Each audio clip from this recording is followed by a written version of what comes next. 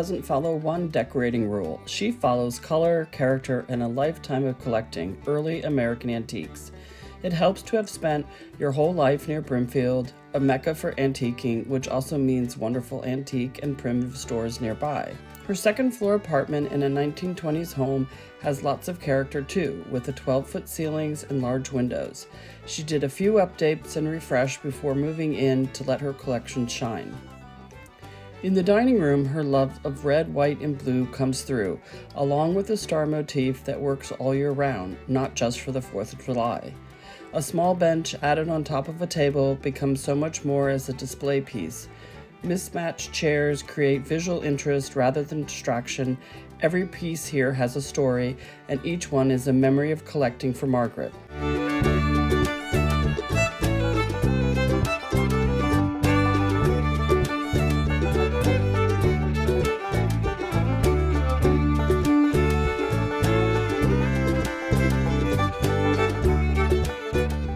This antique blue mantle does double duty.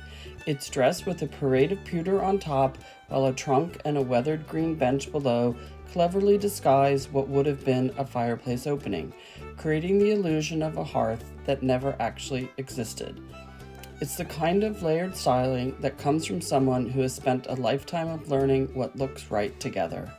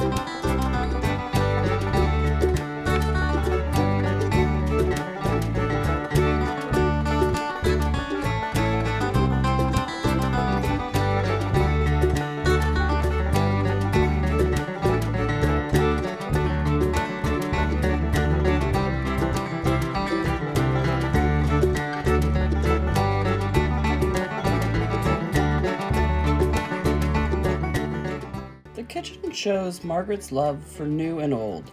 An antique trestle table and a pine chair share space with a reproduction apothecary cabinet and a checkerboard. Just beyond, you can see her pantry with original beadboard cabinets and her yellowware collection. Another example how every corner of this apartment has been put to good use.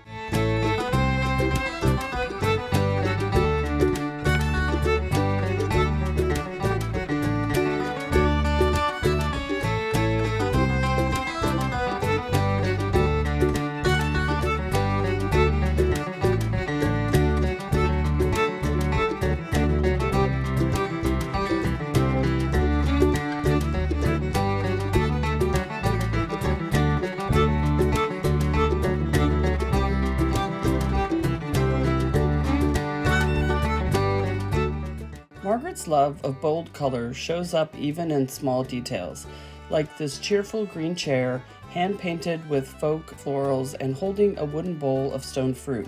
It's a small, playful moment that captures her eye for color and character in equal measure.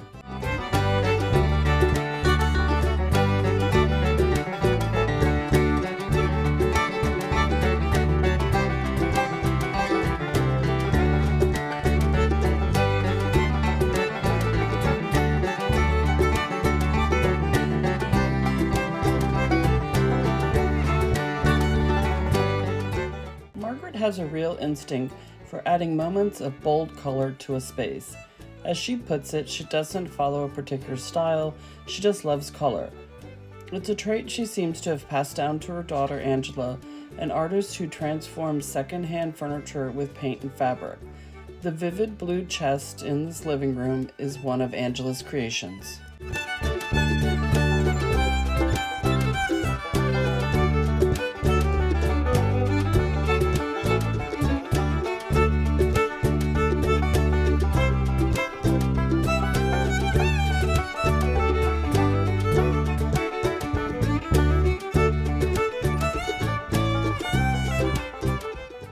admires Lincoln and our first president so much, each got their own sitting room.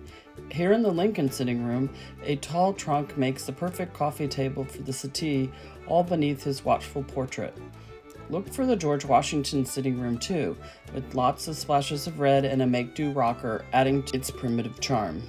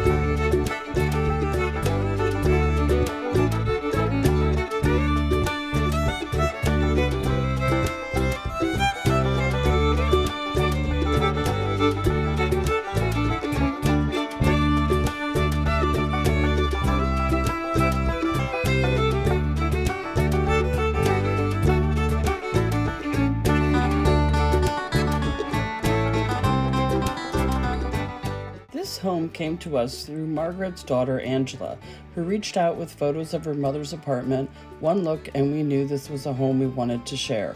Proof that great style and a great eye for color really can run in the family. As Margaret puts it, the secret is simple. Try to be as creative as you can be.